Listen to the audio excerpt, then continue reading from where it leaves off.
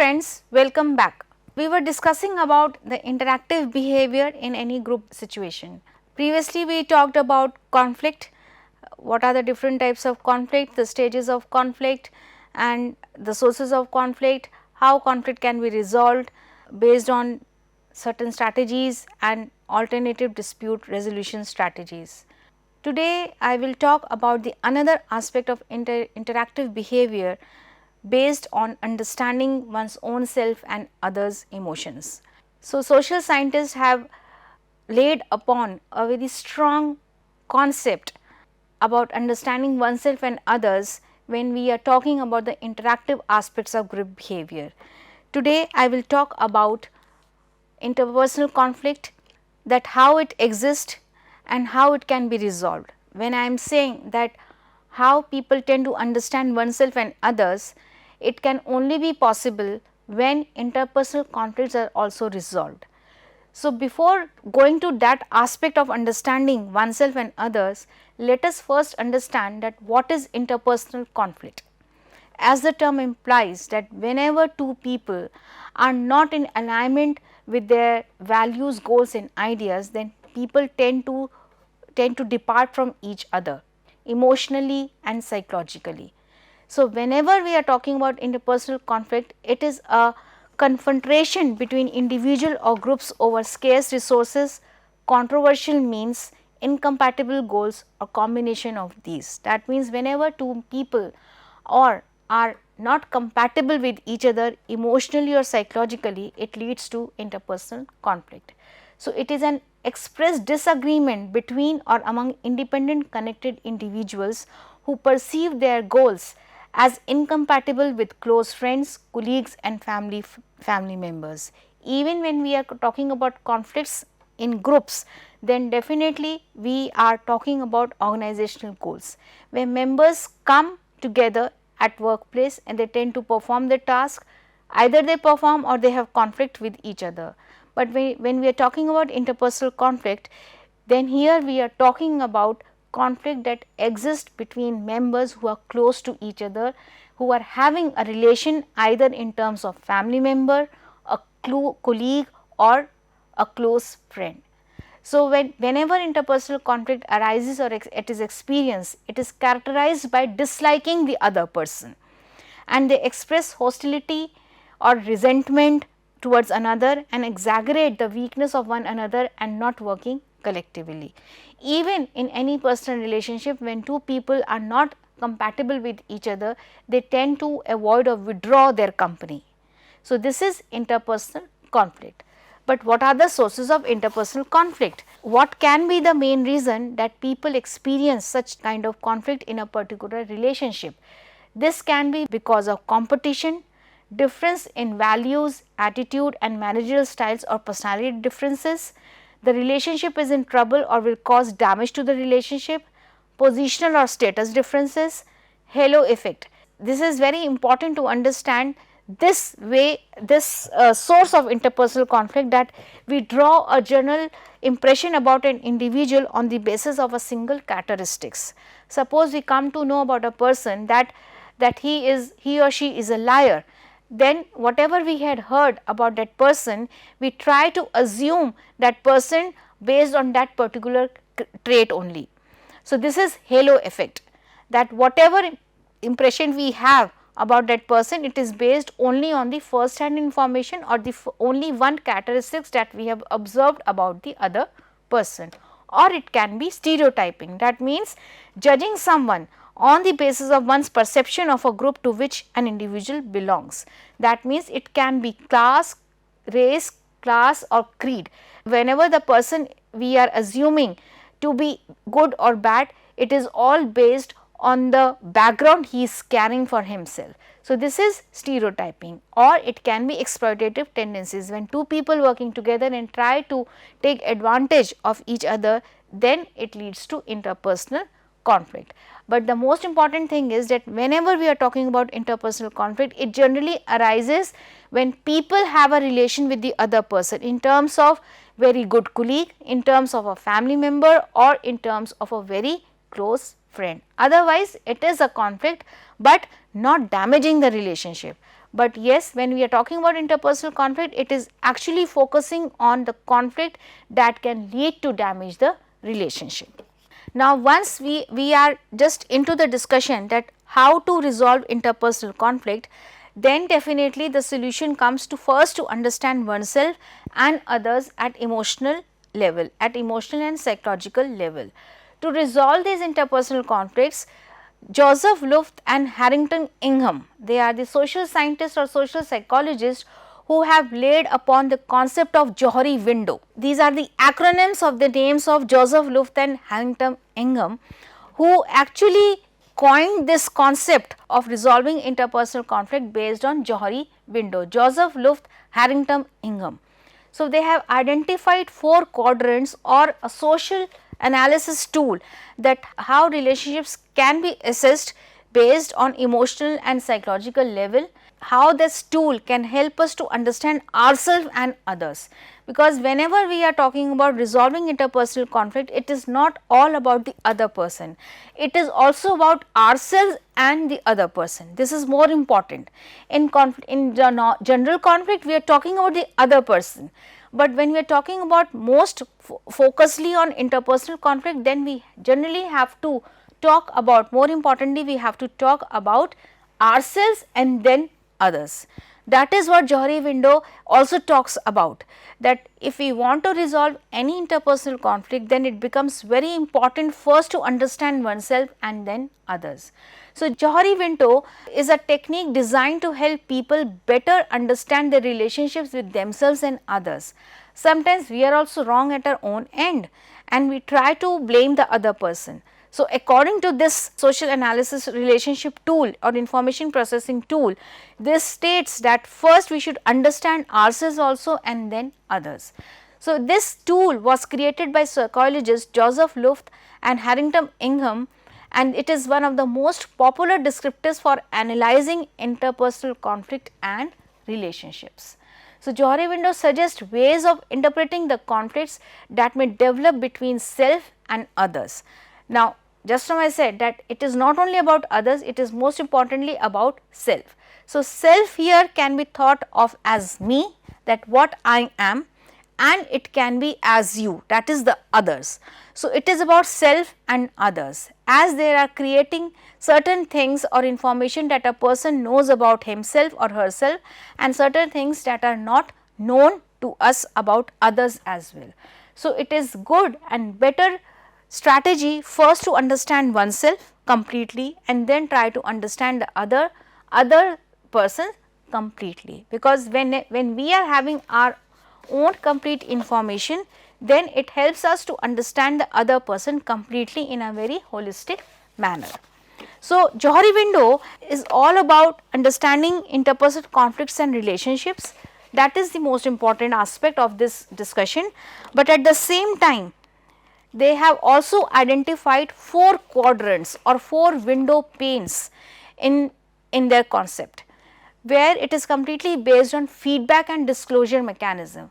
It is about interacting with people, soliciting feedback about oneself, right, and at the same time giving feedback to the other person. This is one aspect, and the other aspect is to what extent we are disclosing maximum information to the others, so that the other person can also understand us. So, when we are talking about Johari window, it is actually a feedback disclosure mechanism. It is an information processing tool about oneself and others. To what extent we are expressing ourselves, we are disclosing maximum information to the other person, and at the same time we are also soliciting feedback from the others. When we are disclosing and soliciting feedback and giving feedback to the other person, the information doubles in amount and we are more able to understand each other. So, this is all about Johari window, which talks about 4 quadrants, that means 4 window panes based on feedback and disclosure mechanism. That means to what extent we know oneself and to what extent we know the other person very well. Now, understanding others is also a very complex phenomena. Johari window has talked about 4 window panes, then it is also about that how to motivate or compel the other person to open more about himself or herself. They have talked about 4 quadrants, and they have named those four quadrants in a very specific manner. The first pane is open area or open self. Open area or open self, this area is the most positive area we can talk about, where the person knows everything about himself, and at the same time the other person also knows us very well. In both the cases, the person is open. The person knows maximum information about oneself, and the others also have maximum information about the same person. So, this is the most positive area when we are talking about interpersonal conflict, where the communication is open. The person is free in terms of speaking or being open to the other person in a completely open fashion. I would say that means people tend to open or share maximum information about themselves with others, and this is how people know each other. So, this is the area where open self exists. It is an area of self awareness, and the person is open and receptive. That means the person is open and receptive in terms of taking the feedback in a very positive manner and disclosing maximum information to the others. So, the information is known from all these sides. So, it is the most advantageous area in interpersonal relationship. Now, the other aspect is that this area fosters sensitive communication, because when people are expressing themselves openly, then the other persons in communication also understand the sensitivity of an individual's psyche, that to what extent the person is sensitive to understand any complexity. So, this is the most positive aspect of open area, that it fosters open and sensitive communication. There is more trust among members. There is lack of distrust, that means people tend to trust and understand each other in a very open manner. So, open area, it is when what is known to the person about himself or herself and is also known to others. It is also known as the area of free activity. That means there is no misunderstanding among members, there is no confusion and conflict among members, because more openness is there and more reception is there for the feedback. At the same time, we can also say that when open area is increased, then there is mutual enlightenment. Mutual enlightenment here means that people tend to share more information and there is more personal growth for each and every member. So, this is the area of open self. So, in terms of Johari window, we can expand this area to the maximum based on interaction. How we will expand, we will discuss later on, but we can just first of all go into detail all these quadrants. The other is blind area or the blind spot. This is a very dangerous situation where the person is not knowing oneself, but the other person knows him very well. This is a very complicated situation. I am not knowing myself, but the other person knows me very well. So, what is known about a person by others in the group, but is unknown to the person or himself. This is blind area or blind spot, where the person is not socially aware about himself and others also at some times. So, this is the bull in China shop person. That means that when we are entering any shop, not knowing that we are colliding or striking with some other products in the shop and we are breaking it unconsciously. So, this is the bull in China shop person kind of window, where person is not knowing what he or she is, but the other person understands him or her very well. So, when we are talking about blind area or blind spot, it is an area of social awareness, where the person lacks social awareness about himself and the other person knows him very well. Now, this is a very ineffective or unproductive area. Why? Because sometimes what happens, that members in the group tends to withhold certain information from one particular person and the person is unaware. At one point the person is unaware about himself, and the other point can also be that sometimes member also make the person unaware of some aspects. So, this is a very ineffective and unproductive area, because even when we are withholding certain information, then actually it is we are creating more conflicts with the other person, but in a very clandestine manner. So, this is blind area or the blind spot area of Johari window. But yes, this window can be reduced to the minimum while soliciting feedback. That means the person is getting more feedback, that where he is lacking and how he can enhance his information, knowledge and abilities, right. The other is hidden area or the facade. That means a person is wearing a mask on his face, but he is not willing to share his information with the others, and at the same time the others are also not known to him. Now, this is the area where what a person knows about himself that others do not know. Again, a very complex situation in interactive behavior, that how a person is hiding certain information from others and the other person is unknown, that how the information has been withheld by the other person. Now, under such circumstances, again this area becomes ineffective because the communication is not clear. So, maybe the intentions are hidden, it can be dangerous to the other group members, and at the same time the group becomes very ineffective and unproductive in their own way.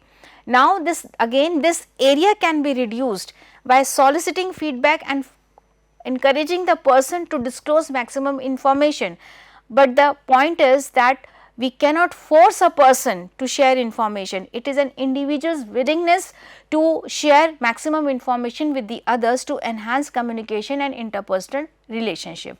So, this is the another aspect of interactive behavior that has been highlighted by Johari Window, that how it becomes difficult to understand oneself and others or vice versa. So, in this area, the hidden area or the facade, it is an area of self management. That means the person who is hiding the information is actually calculating the information, that how much information has to be shared with the other members of the group. So, this area represents sensitivities, fears and hidden agendas and the intentions which are sometimes not clear and the person knows but does not reveal.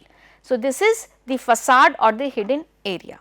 Now, again this area can only be reduced by encouraging the person to share maximum information, that means disclosing maximum information. And the other is unknown area or the unknown self. This area is very much big in size. Why? Because initially when the group is formed, or people who are just at the stage of forming the relationship, they are unknown to each other. Neither an individual knows about himself or herself, and the other person also have no idea what about the information of the other person. So, the people are new to each other, they have no idea about the knowledge, skills, abilities and aptitude, that means the ability a person possess within himself and how it can be disclosed to the other person. So, in this area even the self is unknown to oneself, that means what are the fears, the unconscious motives, the desires, the wishes all exist here within oneself, but the person is not aware. But this area, with the gradual process of feedback and disclosure mechanism, that means more feedback is solicited, more information is disclosed, then people tend to understand oneself and others. People tend to identify their potentials, people tend to identify their lackings, people tend to understand their repressed desires and how they can overcome based on interactions and feedback.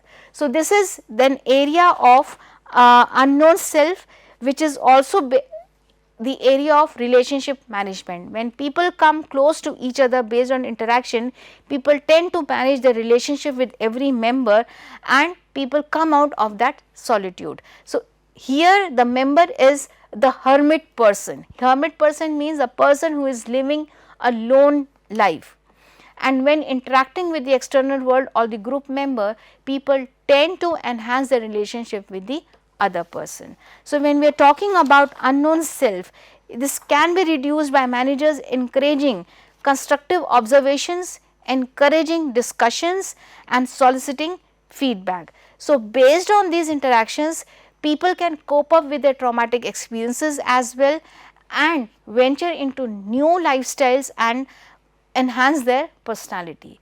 So, based on these 4 quadrants, we can say that area 1, that is the open area, is the most productive area, which members should, or people who are in relationship should aim to expand this area while decreasing or reducing the size of the other area. Now, here how this window works upon. When the relationship just begins, the unknown area, the size of the unknown area is the maximum, right. But as soon as the relationship enhances, interaction increases among members based on solicitation of feedback and disclosing more information about oneself, gradually open area size increases and the size of the other windows tend to decrease, which is a positive sign that people are managing their relationship, in fact enhancing their interpersonal conflicts.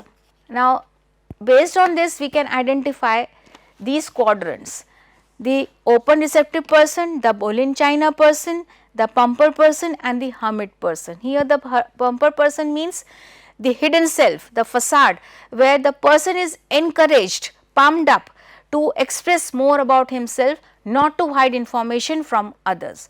So, if we go by the statistical scores, if we tend to collect scores on Johari window, then we can easily identify those relationships based on those scores and expanding graphically these areas. So, as soon as the scores on disclosure mechanism are increasing, then ultimately vertically and downward the window is expanding and the other windows are reducing in the size.